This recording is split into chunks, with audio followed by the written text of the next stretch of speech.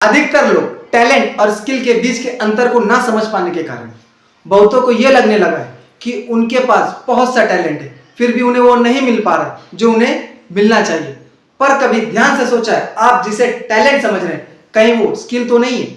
जैसे जैसे मनुष्य टैलेंट और स्किल के बीच के अंतर को नहीं समझ पा रहा है, वो अपने जीवन में भाग्य और किस्मत जैसे शब्दों का सहारा ले रहा है और मनुष्य अपनी तसल्ली के लिए भाग्य और किस्मत जैसे शब्दों का प्रयोग करता है।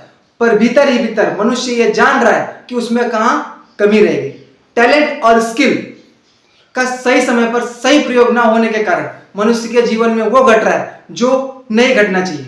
आज इस वीडियो के माध्यम से हम स्किल को समझने की कोशिश करेंगे कि कौन सी स्किल सीखने लायक है और कौन सी स्किल जो हमारे भीतर है उसे किस तरह डेवलप किया जाता है, और साथ ही साथ ये भी सीखेंगे कि स्किल की बारीकियां क्या है। बात स्किल की हो रही तो बिना परिभाषा के हम एक कदम भी आगे नहीं बढ़ सकते।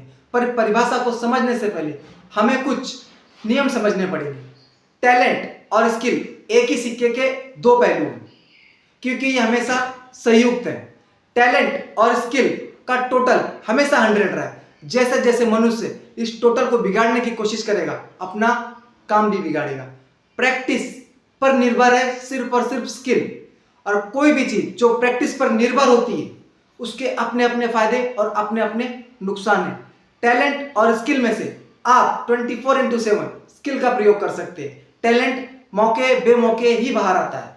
किसी भी स्किल को टैलेंट बनाया जा सकता है, कंडीशन अप्लाई होती है। अब किसी भी स्किल को टैलेंट बनाने की जानकारी भगवत गीता, कुरान, बाइबल, कबीर के दोहे, मीरा, अष्टावक, ताओ ते चिंग, ये वो लोग हैं जिन्होंने ये बताया कि किसी भी स्किल को गुड़ किस तरह बनाया जाता है, और साइंस ने भी इसे अच्छे से डिफाइन किया है। स्किल संसारिक और व्यवहारिक दोनों जीवन में उपयोगी है, पर व्यवहारिक जीवन में आप जो भी स्किल सीखते उसको संसारिक जीवन में प्रयोग नहीं कर सकते।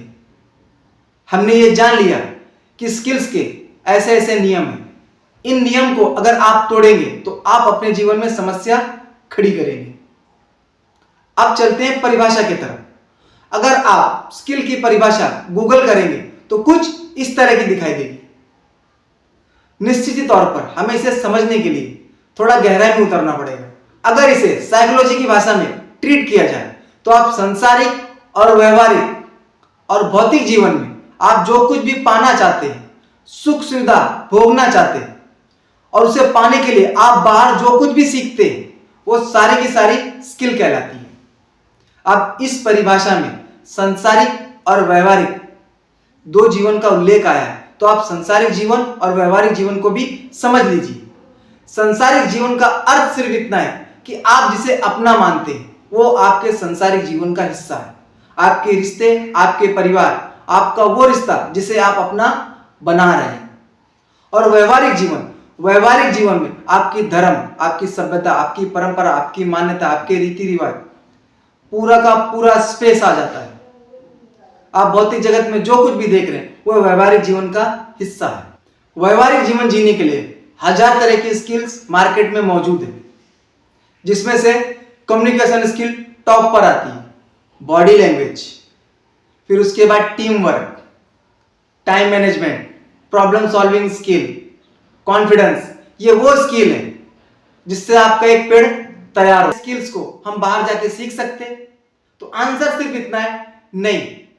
किसी भी स्किल्स को सीखने के लिए प्रैक्टिस चाहिए। आप जब से पैदा हुए तब से इन्हीं सारी स्किल्स की प्रैक्टिस करते हैं, फिर आपकी उम्र कुछ भी हो। जब से आप पैदा हुए तब से आज तक ये जितनी भी सारी स्किल है सबकी प्रैक्टिस आप करते हैं, जिसका कोई हिसाब नहीं। फर्क सिर्फ इतना है कि हमारे दिमाग में ये ठसा दिया गया कि हमें ये स्किल सीखनी पड़ेगी, और हमारे दिमाग ने ये मान लिया कि बिना स्किल सीखे हम सांसारिक और व्यवहारिक जीवन जी नहीं सकते। अगर साइकोलॉजी की भाषा में कहूं तो आपको एक भी स्किल सीखने की जरूरत नहीं है, क्योंकि सारी की सारी स्किल्स आपने सीख रखी। इतनी प्रैक्टिस है कि जिसका कोई जवाब नहीं। अब यहां सवाल सिर्फ इतना उठता है कि हमें पता कैसे चले कि हमारे भीतर ये इतनी सारी स्किल्स हैं, मौजूद हैं, उनका हमें किस तरह प्रयोग करना है। तो आंसर सिर्फ इतना बचता है कि आप लोगों के सबकॉन्शियस माइंड को किस तरह देखते हैं और आप अपने खुद के सबकॉन्शियस माइंड को किस तरह समझते हैं। अगर आसान भाषा में कहूं तो आप लोगों के व्यवहार को किस तरह देखते हैं और किस तरह ऑब्जर्व करते हैं। अगर आप बाहर के व्यवहार को ऑब्जर्व कर रहे हैं तो आप अपने व्यवहार को भी ऑब्जर्व करिए। ये नियम में अगर किसी भी स्किल्स को अपने भीतर डेवलप करना है तो सबसे पहले आप अपने सबकॉन्शियस माइंड को समझिए कि हाँ, मेरे सबकॉन्शियस माइंड का व्यवहार क्या है, मेरा स्वभाव क्या है, मैं किस किस चीजों का शिकार हूं, जैसे कि राग, द्वेष, ईर्ष्या, प्रॉफिट एंड लॉस। अगर आप इन चीजों का शिकार हैं तो आपको यह समझ में आएगा कि अगर मैं शिकार हूं तो सामने वाला भी शिकार है। बस आपको सबकॉन्शियस माइंड को समझने की देरी है। जैसे जैसे आप लोगों के सबकॉन्शियस माइंड को समझेंगे आपको पता चल लग जाएगा कि ना भाई, किस तरह से क्या करने से सामने वाले में परिवर्तन आ जाएगा और आपका काम हो जाएगा। सबकॉन्शियस माइंड को समझना ही सारी स्किल्स को डेवलप करना है। आपको किसी भी स्किल को सीखने के लिए बाहर जाने की जरूरत नहीं। किसी भी स्किल और टैलेंट का टोटल अगर 100 के ऊपर गया तो हमारे जीवन में किस तरह की समस्या आती है, जरा इसे भी समझ लीजिए। कोई कोई मनुष्य किसी स्किल में माहिर हो जाता है तो उस स्किल का प्रयोग उसे व्यवहारिक जीवन में करना है, ना कि संसारिक जीवन में, क्योंकि आपके संसारिक जीवन में प्रेम है, दया है, करुणा है। अगर इन सब को जगह है तो फोर्स को जरूरत नहीं है, जबरदस्ती की जरूरत नहीं है।